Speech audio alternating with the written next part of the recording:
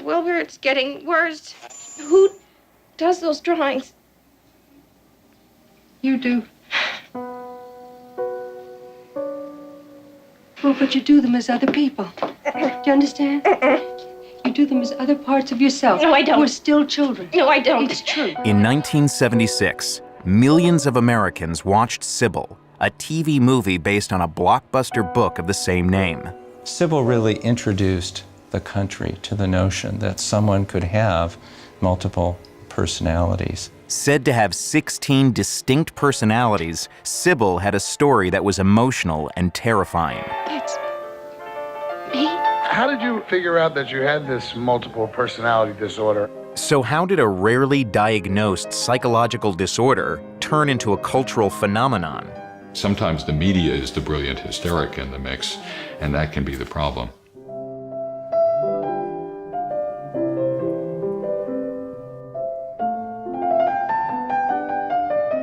In the early 1950s, two doctors stunned the public with a patient they called Eve. Eve was a housewife from Georgia who appeared to have 3 distinct personalities. Could I speak with Eve Black, ma'am? Sure. Eve Black?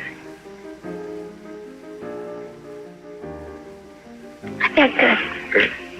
No psychiatrist in the United States in 1954 was unaware of this case, Including Dr. Cornelia Wilbur and a patient she was treating in the fall of 1954 named Shirley Mason, who would later become known as Sybil. At the time, Mason was a graduate student living in New York, but she had severe emotional problems that had long seemed to be taking over her life. Dr. David Spiegel's father would see Mason when Dr. Wilbur was on vacation. What we know is there was something seriously wrong. She didn't have a normal life despite being so intelligent. Mason had met Dr. Wilbur 9 years earlier in Omaha, Nebraska. Even then, Dr. Wilbur had been interested in multiple personality disorder. and she even recommended that Shirley read a classic book about multiple personality. Then, several months after their therapy began in New York, Mason arrived at Wilbur's office acting different. She came in seeming very little girlish, and she said something like, "Hi, I'm Peggy." To explore this further, Wilbur began an aggressive treatment similar to one she had used as a young psychiatrist. Back then, she would delve into the unconscious mind by injecting mentally ill patients with hypnotic drugs, or so-called truth serums. Now she used this technique on Mason. Now you look at me and you begin to get sleepy. 1, 2, 3, and you may go to sleep. Something happened last night at 10 minutes after 10. What happened? She died. Who is she? That other girl. What's her name? You know it? I don't know her name. Yes, dear, you do. No, doctor, I don't know her name. I don't see her very many times. And what did she say? She talked to me. And what did she talk about? I feel sick. It's all right, sweetie. What's your name? I'm Shirley. She said her name was Shirley. How old are you? 11. So there are two Shirleys, the 11-year-old Shirley and the grown-up Shirley. Right? What stopped you from growing up, sweetie? Sweetie? Sweetie? Dr. Wilbur ultimately identified 16 distinct personalities. There was a little girl who called herself the grandmother. She had a little boy personality named Mike. There was Vicky, and she had another one named Peggy Ann. And Wilbur had a strong suspicion about what caused Mason's other selves. Dr. Wilbur was looking for trauma. She had this idea that something terrible had made Shirley split. She didn't really know what it was, so Shirley would be questioned pretty ruthlessly about things that her mother might have done to her, with a lot of specific suggestions by Dr. Wilbur. And what she, quote, remembered, unquote, was her mother tying her up, sticking implements up her genitals, all kinds of really terrible things. Rather than publishing her findings in a scientific journal, Dr. Wilbur approached a journalist friend, Flora Schreiber, about the possibility of writing a mass-market book. She agreed, but only if Mason's personalities had merged. 3 years later, Schreiber got a call from Shirley Mason. Flora Schreiber came over to Shirley's apartment and she'd had some sort of a fit. She fell down, writhing, and then jumped up and jumped all over the place. After that, she was integrated. That's the way it was described by Flora Schreiber. She was integrated. Their book, Sybil, sold more than 6 million copies. You call me sweetie? And the TV movie that followed was a smash hit, turning the story into a sensation. My next two guests have an amazing and frightening story. Will you welcome, please, Dr. Cornelia Wilbur and Professor Flora Schreiber. This is just one of the most fascinating cases, I guess, that's ever happened in psychiatric history. Do you have a feeling that there are a lot more of them that never come to light? Yes, I do. Except the doctors don't recognize it. Has anybody suggested this is a hoax? He needed some evidence. Hoax has been breathed down our necks by various people at various stages of this project. Actually, it isn't a hoax. Tragically, it isn't a hoax. It would be much better for Sybil and possibly for all of us if it were, because this was dreadful to bear. This is true. It doesn't sound plausible. It doesn't sound possible, but true it is. Before Sybil, multiple personality disorder was so rare that only 100 cases had ever been reported in the medical literature. Less than a decade later, in 1980, the American Psychiatric Association officially recognized the disorder, and the number of patients diagnosed rose into the thousands. Are you with me? No. You really believe these are all distinct personalities, different? Oh, without a doubt. You can see it. Today we're talking with people who have been diagnosed with multiple personality disorder. I'd like you to meet Kim.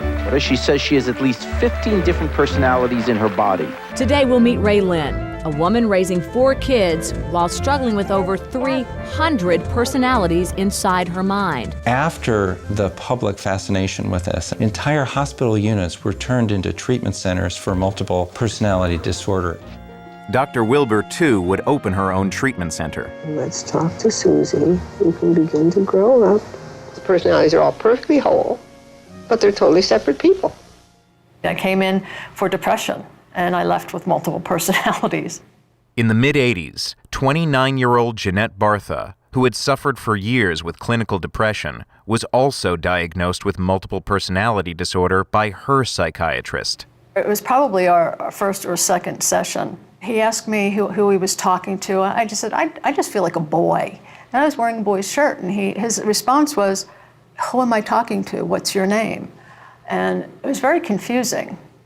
I didn't know what he meant, and he just kept saying, what's your name? Who am I talking to?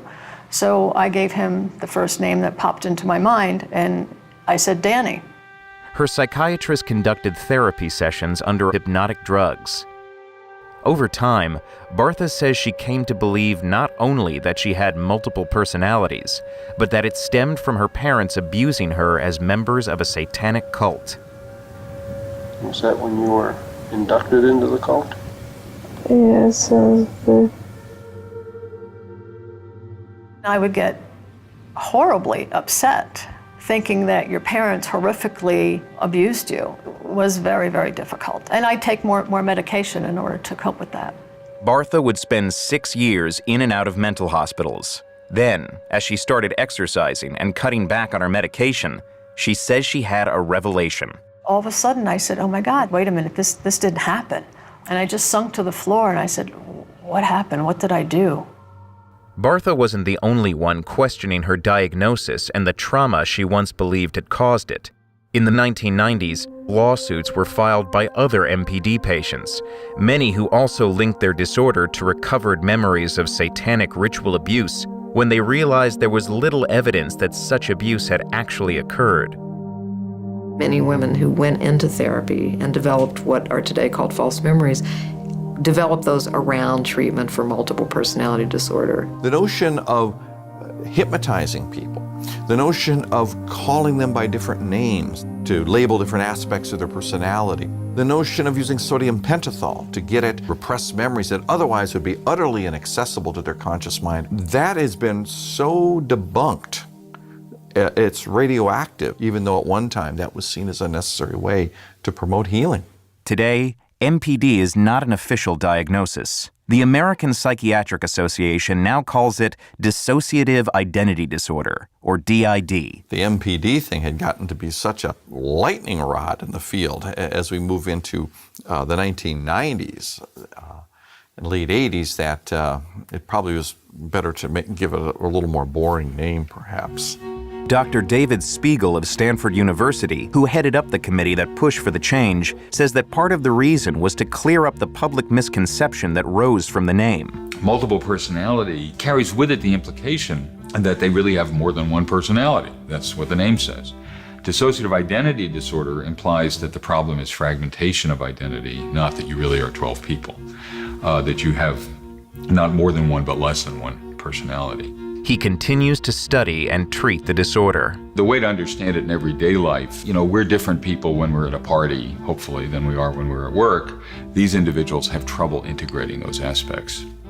But what about Shirley Mason? Dr. Spiegel remembers that his father doubted she had multiple personalities, and that was nearly 60 years ago. He referred to her as a brilliant hysteric. He felt that Dr. Wilbur tended to pressure her to exaggerate on the dissociation she already had. So she was capable of it. She was very hypnotizable. Dr. Wilbur died in 1992, leaving Mason $25,000 in her will. Not long before Mason's death, 6 years later, she told a friend that every word in the book was true. I think it's important to look back at Sybil because it's important to understand which stories are true and which are false. Because in some cases, like this one, they're not just stories. I mean, they actually end up affecting the law, affecting mental health, affecting political decisions. And the stuff that sounds the most dramatic and yet the most credible at the same time is probably the most dangerous.